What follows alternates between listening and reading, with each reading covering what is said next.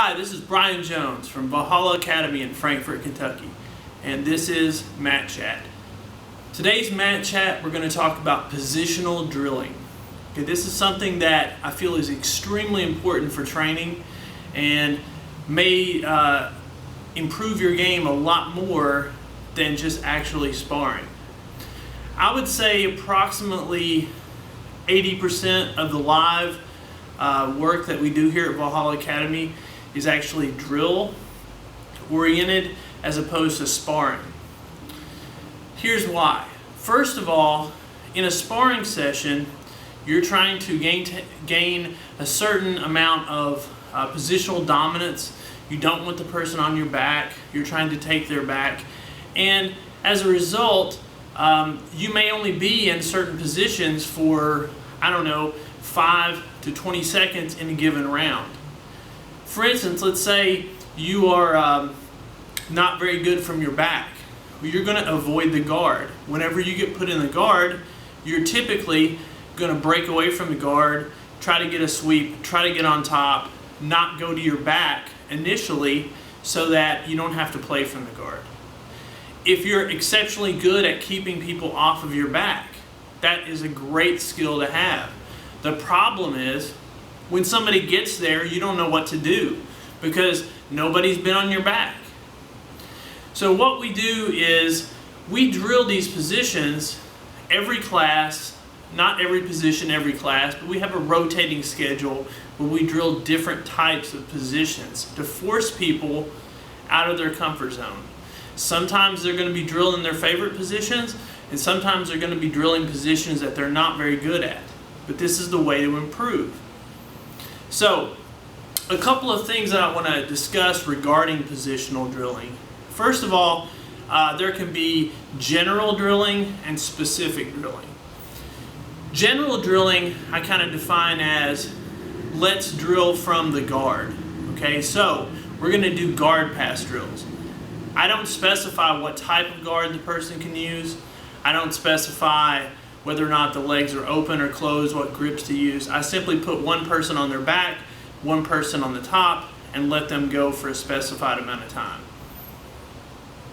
Okay, so the person on top obviously is trying to pass or maybe get a leg lock. The person on the bottom is trying to sweep or submit or take the back, get some sort of an upgraded position.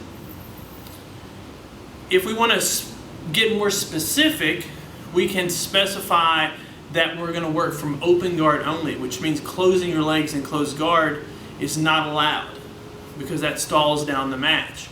We could specify half guard or butterfly guard or X guard or De La Riva guard or any number of guards that we want to focus on specifically.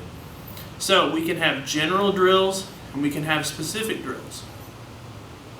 Also, we want to set the parameters of the drill very, very, very specifically so that people know what they're going to do and what they're going to drill, and make sure that the person who's training does exactly what the coach is wanting them to do. For instance, if I set somebody, let's say we're drilling back mount, and I say I would like you to start back mount, both hooks in, a harness grip, but not a collar grip. Okay, there's a difference between the harness grip and the collar grip because the collar grip is almost half a choke. Okay, and if people are getting that, it's already hard enough for the person on the back, much less if they already have half a choke in. And if you don't specify this stuff beforehand, people will get grabby with the collar, and it makes it even harder. If I want people to work a little harder, then I'll specify that the person has a deep collar grip on one side. And that's how we start. That way nobody's complaining about the rules. So you set the starting position. Maybe I want them to have one hook in and not the other one so that they can fight to prevent the other hook from coming in. We've done that one some. And that's an excellent drill. The second thing is they need to know when the drill is over. You need to set the criteria that determine when the drill has ended. In this case, if we go back to our back mount, any escape from back mount ends the drill. If they escape into guard, the drill is over. If they escape and the person mounts them, they are no longer in back mount. Not an ideal positional change, but still they're not drilling back mount anymore, so the drill's over. They stop. If they're able to, if the person on the back is able to tap them out, the drill is over. So they know exactly when to stop doing the drill, and it doesn't become a rolling session, a sparring session.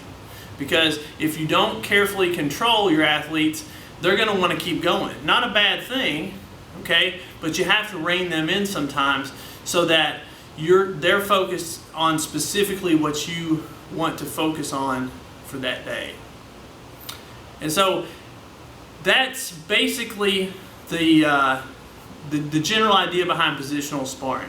I think it's a great idea. I think everybody should spend at least some of their training time, in my opinion, most of their training time on positional sparring, as opposed to simply rolling and sparring all the time. Again, this is Brian Jones from Valhalla Academy in Frankfort, Kentucky, reminding you to train hard, train smart, and train often. I'll see you next time.